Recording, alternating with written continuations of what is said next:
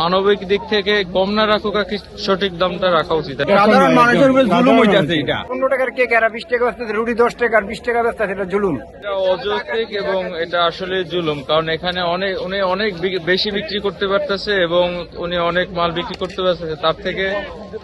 আর মানুষ অনেক দূর দূরান্ত থেকে আসতেছে এবং সবাই ক্ষুধার্ত আর কি, সারা রাত জেগে আসছে। তো ওনার মানবিক দিক থেকে কম না রাখুক আর কি সঠিক দামটা রাখা উচিত আমি বলে মনে করি। টানা তৃতীয়বার অর্জন করেছে দেশের সেরা সুপার ব্র্যান্ড স্বীকৃতি বসুন্ধরা টিস্যু। এই দেশে খাবারের দাম বাড়ে যায়, আগুন লাগলে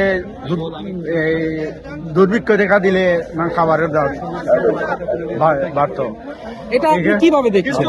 এটা কিন্তু এটার দাম আমরা দেশের জুলুম, মানুষের সাধারণ মানুষের উপর জুলুম হইতাছে। এটা খানের অভাব আছে, এখানে অনেকগুলো মানুষ হয়েছে, খাওয়ার কিছু পাইতেছে না।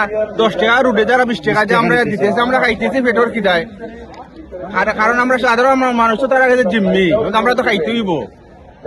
আমরা সকালে আইছি, এখন 10টার মধ্যে খাবার কিছু নাই, খাইতে গিয়ে তারা 10 টাকা বলন নিতে আছে। আমরা এটা তো আসলে ঠিক নাই।